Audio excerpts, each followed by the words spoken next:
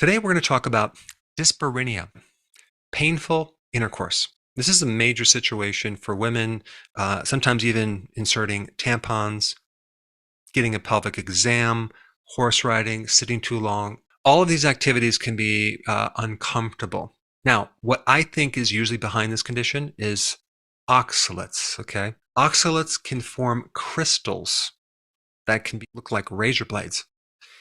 Sometimes you can get oxalate stones as kidney stones. Sometimes they end up in the joints.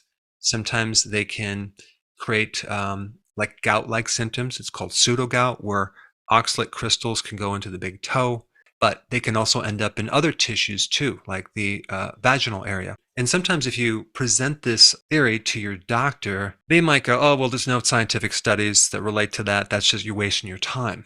But my thought is, first of all, just because something doesn't have a study doesn't mean it's not effective. I mean, are you just going to wait for the scientific community to do a study on something that there's no profit on? You can't necessarily make any money on it by having a food recommendation, by avoiding certain things. So just because a study hasn't been done doesn't mean that what I'm going to present is not true. I mean, there's a lot of women out there that have been very successful just by making a simple dietary change with maybe a few supplement recommendations. So what do you have to lose, right?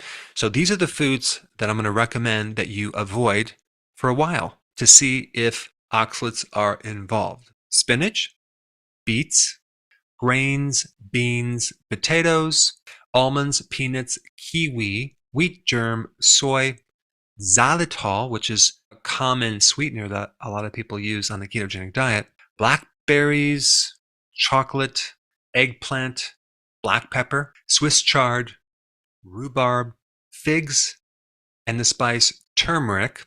All of these foods have high levels of oxalates, okay? Now realize that the oxalates come from your food, but your body can also make oxalates. And they do form with calcium to make these crystals. So let's say, for example, you accidentally had some spinach or you had, I don't know, some peanuts or something like that. What you can do to reduce the effect of oxalates is consume some dairy with those products, okay? Now, it's not going to completely eliminate it, but what's going to happen is the calcium in the dairy is going to bind with the oxalates in your digestive system, and less will be absorbed into your blood.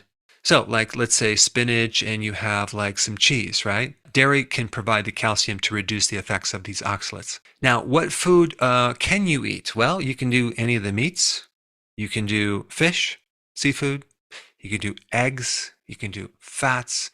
And you can do certain vegetables that are low in oxalates as well. Arugula, cabbage, avocado, cauliflower are all low in oxalates. And then also just regular lettuce is low in oxalates. Yeah, and also the saturated fats are low in oxalates too. So you could definitely eat a pretty good variety of foods. You know, sometimes people will say, well, the diet's too restrictive, I can't do it. Well, how bad is this problem? I mean, let's weigh out the advantages and disadvantages of making these changes. I think it's going to be worth it if you can completely resolve these symptoms. Now, there's also been some connection with low B6 and having higher levels of oxalates. I did a video on this. I'll put it down below.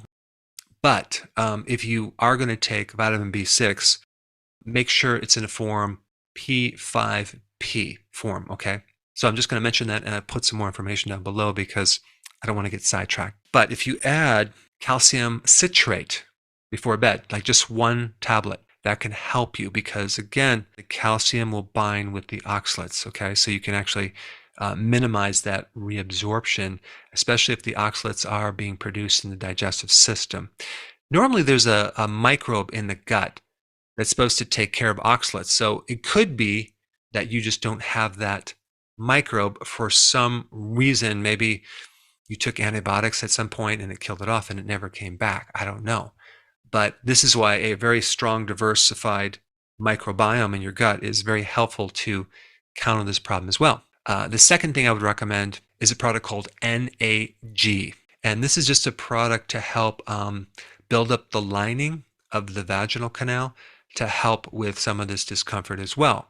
You may find that if you add this, things can get a little bit better. And then there's one last product, CMO. Okay, and I'll put a link down below of all the different names. I'm not going to mention brands, but you'll have to pick your own brand. But I just want to kind of give you the general supplement that I would recommend. But I wanted to keep this video short and sweet just to give people an option and put them on the right track into evaluating this specific symptom and resolving it. Now, there's one more important point relating to citrates and oxalates that I did a video on recently. If you have not seen that one, definitely watch that one as well, and I'll put it up right here.